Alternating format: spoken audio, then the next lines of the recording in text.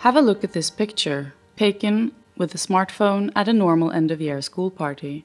The shadows cast by some of the playful costumes form the shapes of ambiguous landscapes and animals, dark fantasies in sharp contrast with a sunny day.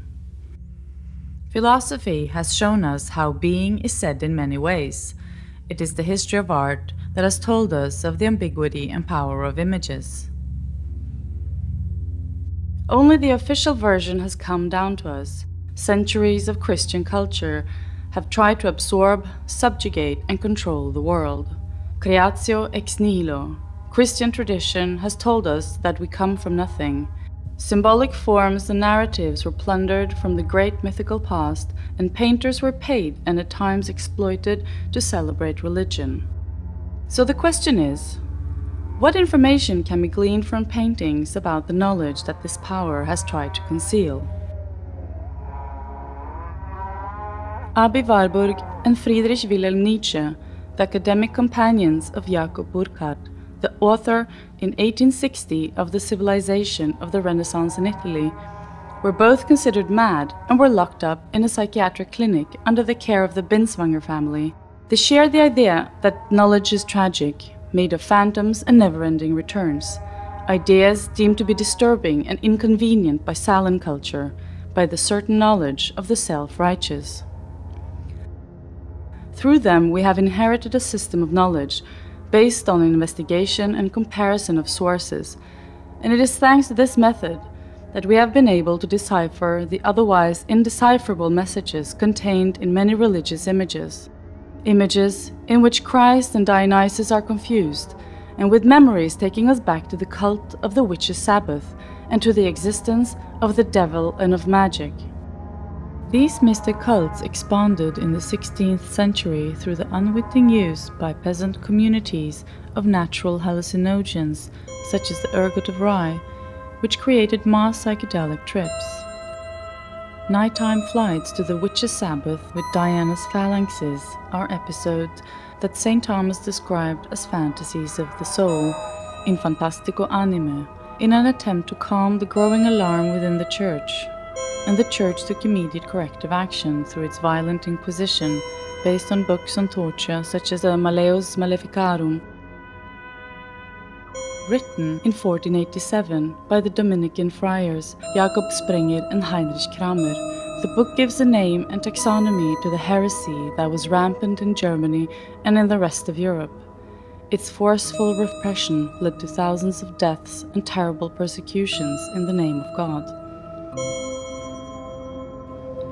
This was the world in which Antonio Allegri, called Correggio, born in 1489, took his first steps. It was, as Giulio Carlo Argan recalls, an Emilia dominated by the religious sentimentalism of Costa and Francia and by the hermetic teachings of Mantegna, whose clouds of vices and virtues paved the way for the corrupted anatomies of Correggio and for ambiguities between sacred and diabolic, celebration and orgy.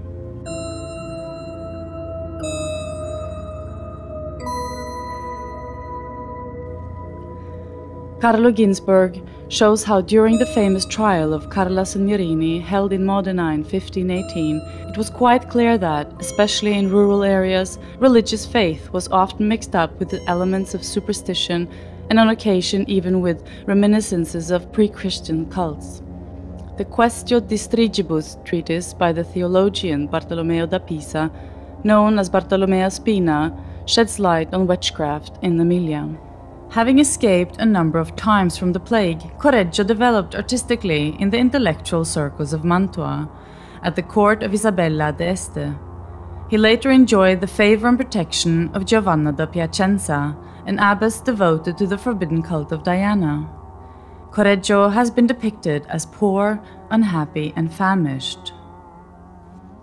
We certainly know of his serious divergences with the Building Council of Parma, an important organ of the Church, and indeed the last recorded payment dates from November 17, 1530.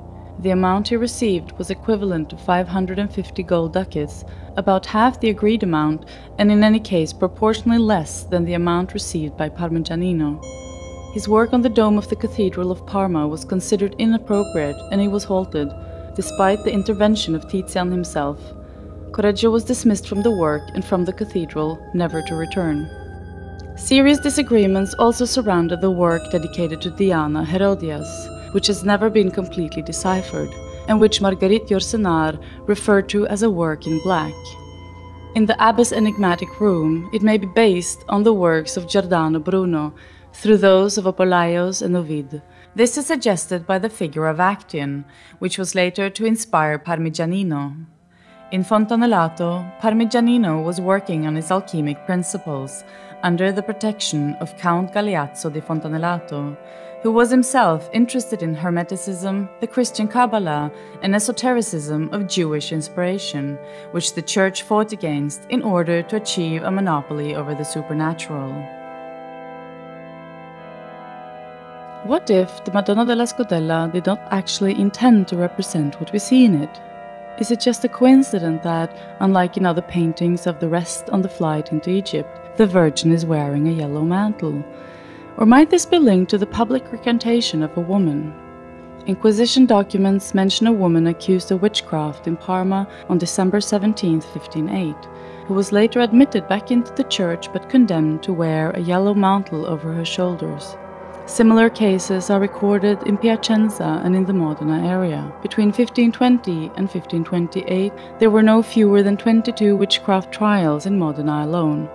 Research carried out in the Parma city archives by Luca Ceriotti and Federica D'Allasta show how the circulation of unorthodox messages was a significant phenomenon. The area was on the border between Spanish-governed northern Italy and the territories under the direct control of the Church, and it was also on the main vertical axis of road communication along the peninsula. This encouraged the circulation of the ideas of religious dissenters, which were being heard in peripheral regions from Spanish Lombardy to the Republic of Genoa, and from the state of the Gonzagas to the Tuscany of the Medici. During the trial of Carla Signorini, we see how the idea of a terrestrial peasant woman concealing diabolic hallucinations took shape in the popular imagination, as black as magic, as the hallucinatory journey of the witch's Sabbath, and as curiously nocturnal as the scene painted by Correggio. This is contrary to the practice of his predecessors, and it also calls into question the much debated apocryphal Gospel of Pseudo-Matthew, from which the scene is taken, but which talks of the hot sun in the desert. Here we see a dark scene with ambiguous vegetation, which more than palm dates recalls Datura stramonium, powerful hallucinogen, also known as devil's weed. The branches of the trees appear between two anthropomorphized clouds, resembling the act of defecation, as though wishing to poison the water that the angel on the left is pouring. This recalls the Church's habit of unjustly accusing lepers and Jews of spreading the plague. In the wake of the trial of bananas, in which it had been found, wrapped in an animal skin, a sculpture portraying a Jew or a Saracen defecating on the cross. The shift from pestilential vapor to the aerial journey of the Sabbath was accomplished. In his famous Levite, Vasari writes, simulating the night, friezes of lovely putti, and various fantasies of ancient sacrifices.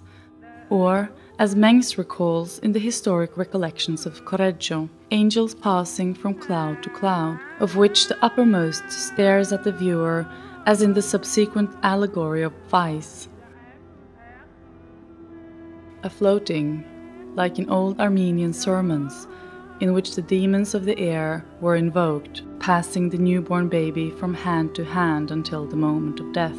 Vice, as in Mantegna's clouds, or in the demon in Giotto's cloud in Assisi. Children's bodies were used to make ointments for magical practices and metamorphoses.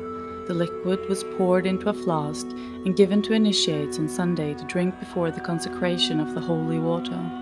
Before their master, future disciples would repudiate Christ and the faith, baptism, and the Catholic Church. They would then pay homage to the Magisterulo, or Little Master, as members of the sect called the Devil. The modern document studied by Ginsburg shows us that in popular belief the devil appeared in the form of a boy or a child, and that all of nature had a diabolical and nocturnal side to it.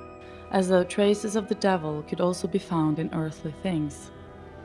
This appears in the lower part of the painting, in which the shape of the soil appears to outline the demonic features we can see in a plasterwork by the Italian school made a few years previously.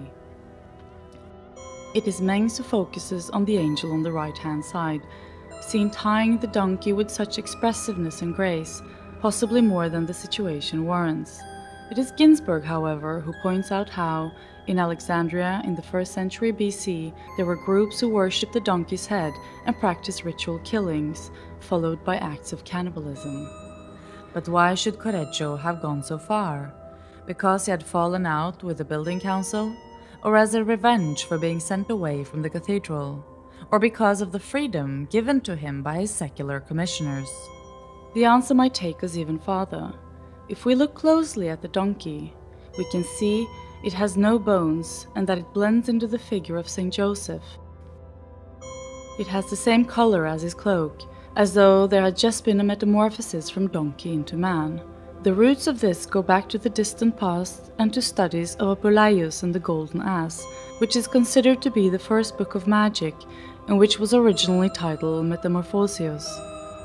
The opportunity came with the frescoes commissioned by Giovanna da Piacenza, which we have recalled in the scene with Actian, which was also worked on by Giordano Bruno, and inextricably bound to the cult of Diana. What if the Madonna della Scodella was in actual fact the end of Lucius' metamorphosis into a donkey, a metamorphosis taking place through the ointment? It is certain that the following day, in the apocryphal Gospel of Pseudo Matthew, the Holy Family go into the temple and see the effigies of the pagan gods smashed to the ground. The door onto the night appears to provide the frame for the painting, which was inexplicably made by Correggio himself, and yet it leads to a different destiny. Lucius, wearing a crown of palm leaves, and now, inside the temple of Isis, is initiated into the cult and the mysteries of the great goddess.